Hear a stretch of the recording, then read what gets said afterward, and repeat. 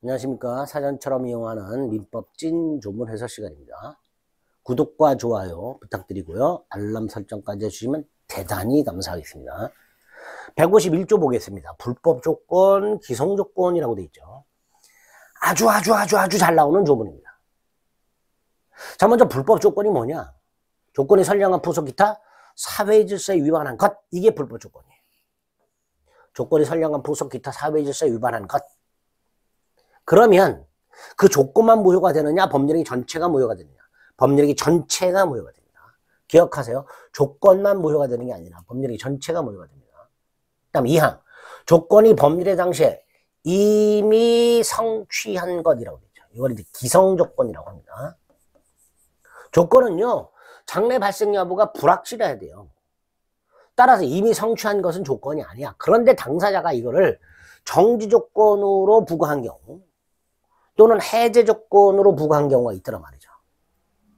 조건이 붙어 있는데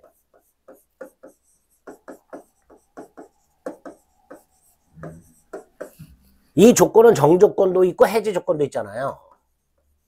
근데 이 조건이 이미 성취가 된 거야. 이런 경우에 이 법률행위는 어떻게 처리할 것인가를 규정한 거예요. 그래서 만약에 기성조건이 정조건이면 그 행위는 조건이 없는 행위야. 즉 그냥 유효해. 반면에 그게 해지 조건이면 그 행위는 무효해요. 어떤 의미인지 조금 이따 이해해보고요. 암기합니다. 기성조건이 정조건이면 조건이 없는 행위로 유효, 기정조. 기성조건이 해지 조건이면 그 행위는 무효, 기해무. 이렇게 기정조, 기해무. 정확하게 암기하셔야 안 헷갈립니다. 이거는 좀 이따 기출지문 보겠지만 굉장히 헷갈려요. 3항은 조건이 법률의 당시에 이미 성취할 수 없는 것. 불능조건이라고 해요. 이 불능조건이 정지나 해지 조건으로 붙어 있더란 말이죠. 그럼 그 법률행위는 어떻게 되느냐? 이게 3항이죠. 자, 그 불능조건이 해제 조건이면, 불능조건이 해제 조건이면 그 행위는 조건이 없는 행위로서 유효하고, 그 불능조건이 정조건이면 그 행위는 무효가 되고, 그래서 불능조건이 정조건이면 그 행위는 무효, 불정무. 불능조건이 해지조건이면 그 행위는 조건이 없는 행위로 유효, 불해조. 이렇게 되죠. 기정조, 기해무, 불정무, 불해조. 몇 번 중얼중얼 하면 외워집니다. 기정조, 기해무, 불정무, 불해조. 자, 다시 한번 조문을 해석해 보겠습니다. 조건이 선량한 부속 기타 사회질서 위반했다. 불법 조건.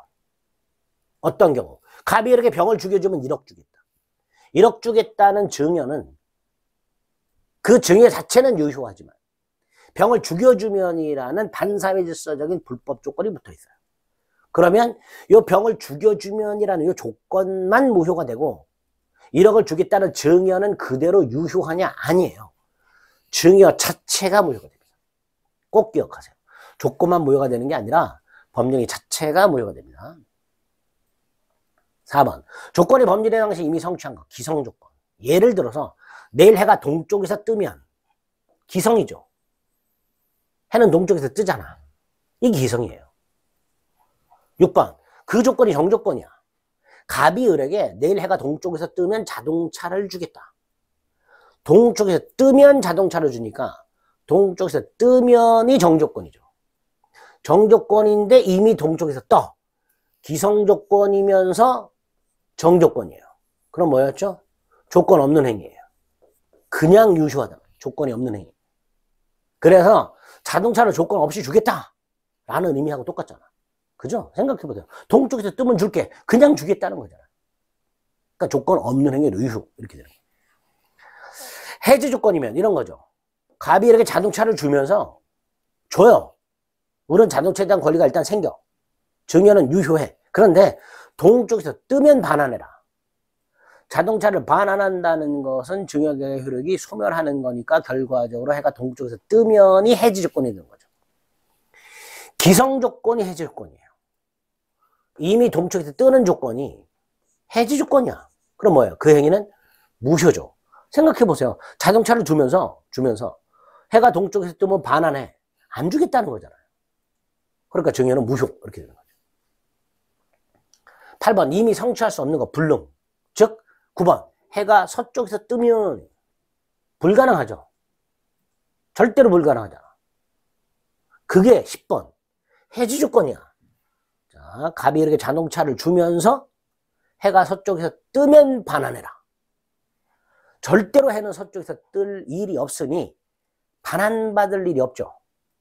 따라서 이 증여는 조건이 없는 행위로 유효일 수밖에 없습니다.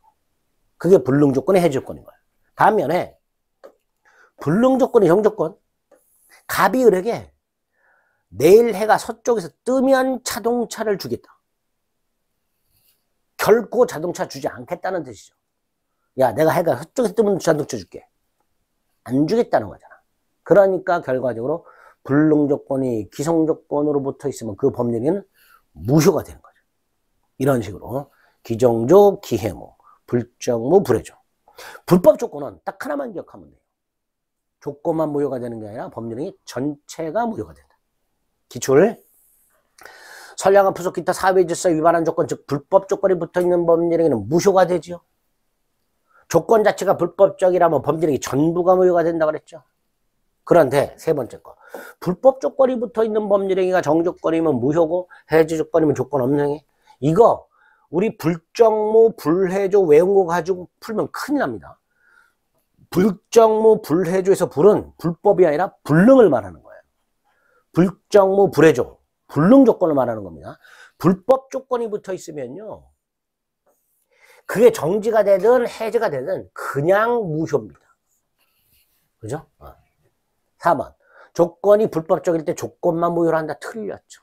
5번 조건만 분리해서 무효로 한다. 역시 틀렸죠. 판례가 하나 있습니다. 부첩관계의 종료를 해제 조건으로 정했다. 갑이요, 첩에게 아파트를 증여하면서 헤어지면 반환받기로 한 거예요. 헤어지는 게 뭐예요? 부첩관계가 끝나는 거죠. 반환받기로 했어요. 반환받는 것은 증여계약의 흐르기 소멸하는 거잖아. 그러니까 헤어지는 게 해지 조건이 되는 거죠. 그걸 조건으로 증여를 했어요. 이럴 때 을의 입장에서 보면 갑과 헤어지면 아파트를 돌려줘야 되니까 헤어지고 싶어도 헤어질 수가 없어요. 그래서 이런 조건은 개인의 자유를 지나치게 제한하는 조건, 불법 조건이 됩니다. 결과적으로 불법 조건이 붙어있는 증여가 되니까 증여 자체가 무효가 됩니다. 증여 자체가 무효가 됩니다. 그 다음 조건이 법률의 당시에 이미 성취 기성, 그게 해제야. 기성 조건이 해제 조건이야. 기해 무효로 한다라고 해야 되죠. 기성 조건이 정 조건이면 기정조, 조건 없는 행위로 유효. 그게 해제 조건이면 기해 무효 이렇게 되죠. 암기. 밑에 거 해제 조건이 기성 조건이다. 기, 해, 무 이렇게 되겠죠. 무효. 밑에 거 조건이 법률의 당시에 이미 성취 기성이죠. 그 기성이 정조건. 기정, 조건 없는 행위로 유효라고 해야 되죠. 밑에 거 조건이 법률의 당시에 이미 성취할 수 없어. 불능. 그 조건이 정조건이야. 불정, 무효로 한다 라고 해야 되죠. 밑에 거 조건이 법률의 당시에 이미 성취할 수 없어. 불능이죠. 불능 조건이 해지 조건이야. 불해, 조건 없는 행위. 옳은 질문이죠. 밑에 거 조건이 불능인 법률행위. 조건이 불능이니까 불능 조건이죠. 불능 조건이 정조건이야. 불정, 불해, 조건 없는 행위. 밑에 거 해제 조건부 행위에서 조건이 이미 성취할 수 없다. 불능이죠. 이미 성취할 수 없다. 불능. 불능인데 해제 조건이야. 불해, 조건 없는 행위가 되겠죠. 반면에 불능 조건이 정조건이면 불정, 무효로 한다. 이렇게 돼요. 이런 식으로 출제가 돼요. 그러니까 표현 자체가 조금씩 바뀌는데 어떻게 바뀌든지 간에 기정조, 기해모, 불정모, 불해조 이거 가지고 푸는 거예요. 그래야 헷갈리지 않습니다. 그래야 정확하게 파악할 수 있습니다. 시험장에서 해가 동쪽에서 뜨면 해가 서쪽에서 뜨면 이거 생각 안 나요. 생각하면 오히려 또 떨어져. 그러니까 정확하게 기정조, 기해모, 불정모, 불해조 가지고서 문제를 푸실 생각하셔야 됩니다. 그거 외우면 다 풀리잖아. 어떤 식으로 나오든지 간에 헷갈리지 않고 다 풀어낼 수 있습니다. 아시겠죠? 꼭 암기해 주셔야 되는 조문 중에 하나가 됩니다. 151조 불법조건, 기성조건, 해지조건 꼭 기억하시기 바랍니다. 151조 살펴보셨습니다.